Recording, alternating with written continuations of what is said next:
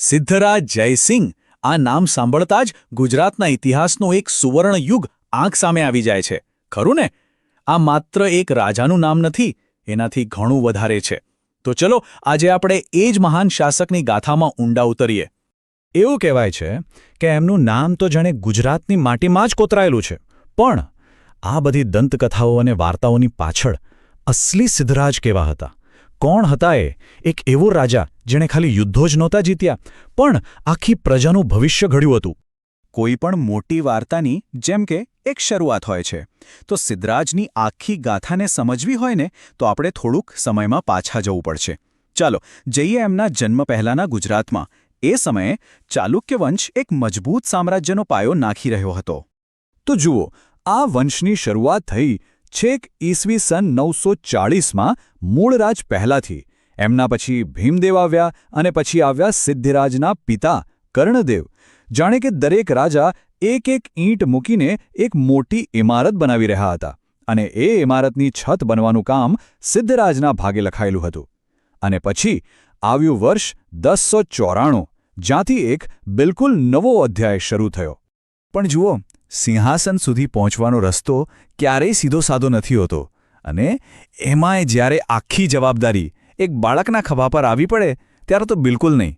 બસ અહીંથી શરૂ થાય છે સિદ્ધરાજની સફર, એક રાજકુમારમાંથી એક મહાન રાજા બનવાની અદ્ભુત ગાથા.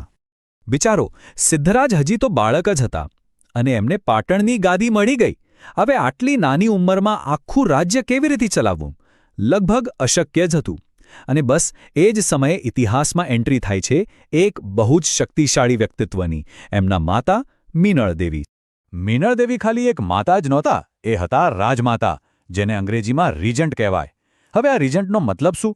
સીધો સાદો અર્થ એ છે કે જ્યાં સુધી સિદ્ધરાજ મોટા થઈને શાસન સંભાળવા માટે તૈયાર ન થાય ત્યાં સુધી રાજ્યના બધા જ મોટા નિર્ણયો લેવાની, સેનાને કમાન્ડ કરવાની અને આખો વહીવટ ચલાવવાની ઓફિશિયલ જવાબદારી એમની જ હતી. સારું, તો હવે સિદ્ધરાજે શાસનની બાગડોર પોતાના હાથમાં લીધી. લેતાની સાથે જ એમની સામે પહેલો મોટો પડકાર આવીને ઊભો રહ્યો, અને એ આવ્યો સોરઠથી. ત્યાંના રાજા રાખેંગાર સાથેની લડાઈ એ ખાલી જમીન માટેની નહોતી. ના ના, એનાથી ઘણી મોટી વાત હતી.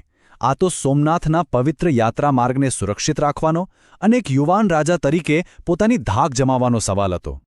પણ સોરઠ તો સમજો કે ખાલી શરૂઆત જ હતી. સિદ્ધરાજના જીવનની અને એમના શાસનની સૌથી અઘરી અને સૌથી નિર્ણાયક પરીક્ષા તો હવે આવવાની હતી, અને એ હતી માળવા સામેની અગ્નિ પરીક્ષા. પણ એક મિનિટ, સવાલ એ છે કે માળવા સાથેનું આ યુદ્ધ આટલું બધું ઇમ્પોર્ટન્ટ કેમ હતું? શા માટે એને સિદ્ધરાજના જીવનનો સૌથી મોટો પડકાર ગણાય છે? વેલ, એનો જવાબ છે એનો સમય. આ યુદ્ધ ચાલ્યું પૂરા 12 વર્ષ, એક દાયકાથી પણ વધારે. એટલે જ આ કોઈ સામાન્ય લડાઈ નહોતી. 12 વર્ષની ધીરજ, કેટલીય વ્યૂહરચનાઓ અને અગણિત લડાઈઓ પછી આખરે ઈસવીસન 1135માં એ દિવસ આવ્યો. સિદ્ધરાજની સેનાએ માળવાના રાજા યશોવર્મનને પકડી લીધા. આ ખાલી એક રાજાની હાર નહોતી, આ તો ગુજરાતના વધતા પ્રભુત્વનો ડંકો હતો.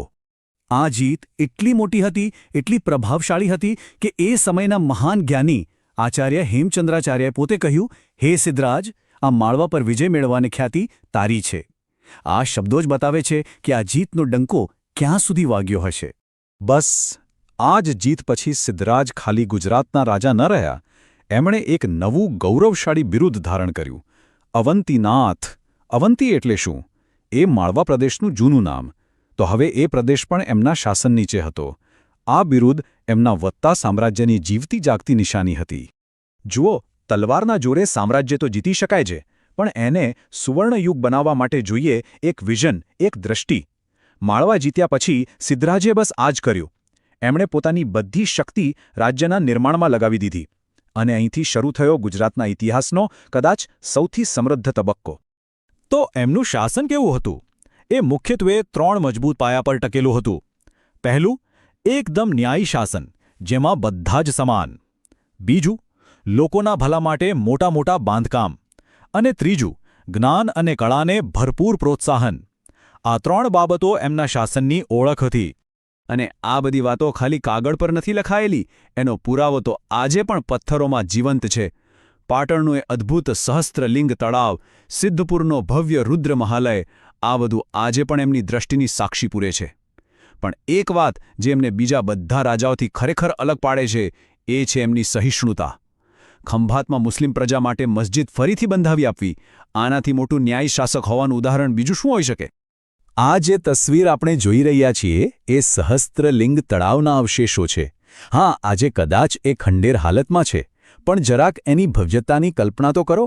એ સમયની એન્જિનિયરિંગ અને સિદ્ધરાજની જે મહત્વાકાંક્ષા હતી એનો સ્પષ્ટ અંદાજ અહીંથી મળી જાય છે. તો સવાલ એ છે કે આટલા વર્ષો પછી પણ સિદ્ધરાજ જયસિંહનો વારસો શું છે?